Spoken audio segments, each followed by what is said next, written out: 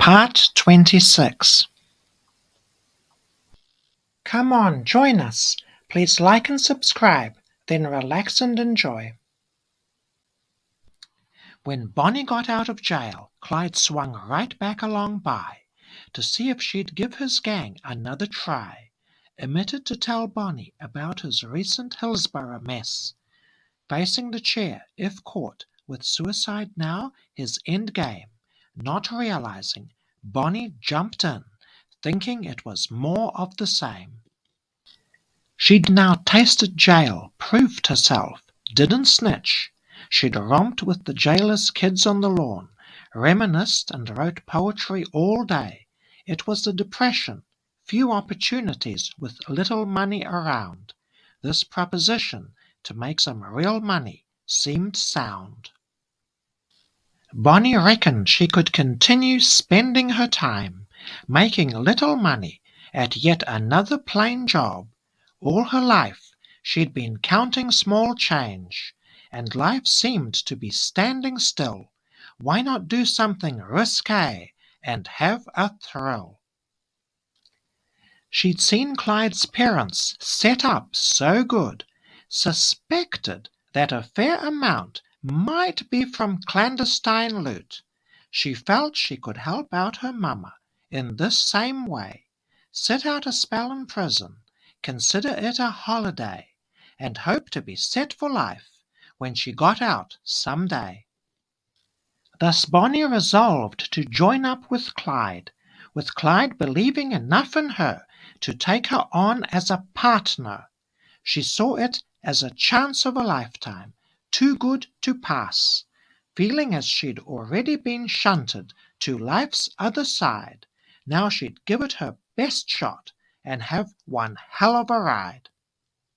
Unexpectedly, out at Atoka, Clyde got himself into another mess, with no way to miss the chair or else spend life inside. Bonnie now realized she'd soon lose Clyde. Depressed, wishing to be together just a little while longer, up against Clyde's shoulder, she'd snuggle and sigh. Clyde tried to make light, often tried to be cynically funny. Bonnie's bubbly, carefree happiness now tinged with sadness, with death now constantly stalking Clyde.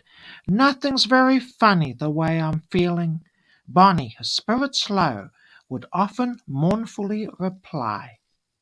I could give up and just get the chair, said Clyde, but I won't. No, sir. It's set now. We'll have a little while longer together, you and me. Isn't that right, honey? Nodding her head against his shoulder, together, she agreed. Bonnie rode with Clyde and Raymond, her first ride out of state, to hide out at her father's sister's Carlsbad, New Mexico place. Millie Stamp was innocently welcoming of her visitors at first, but their new car, money, and activity raised her suspicions. She reported her concerns to the laws. It almost cost her her life.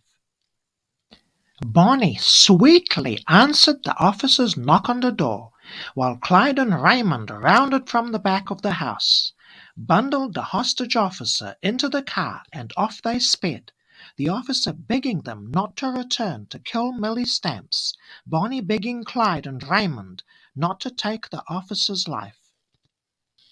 Raymond was out for blood, but Clyde said no.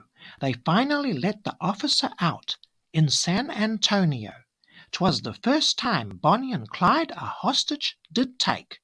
It had worked out a charm, so they considered it a swell trick, decided they'd do it again in a tick.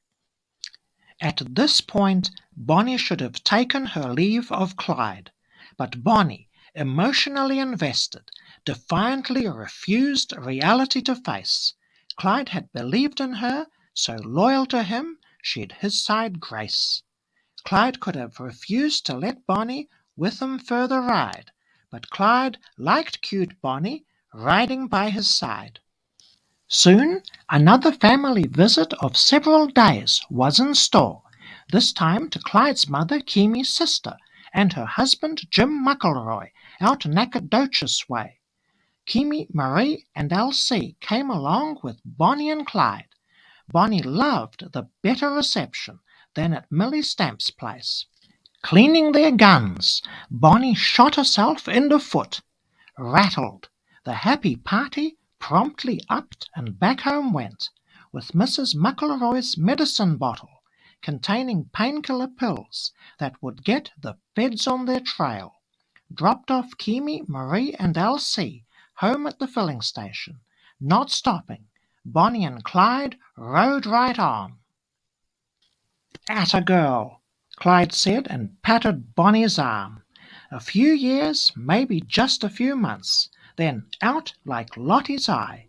Meanwhile we'll go driving, just driving, from now till they get us."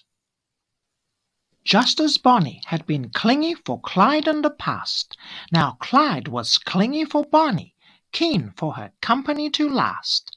Bonnie had gotten herself into a fine mess, trapping herself with a loyalty and a logic of her own mind, and feeling railroaded by the schemes and charms of Clyde.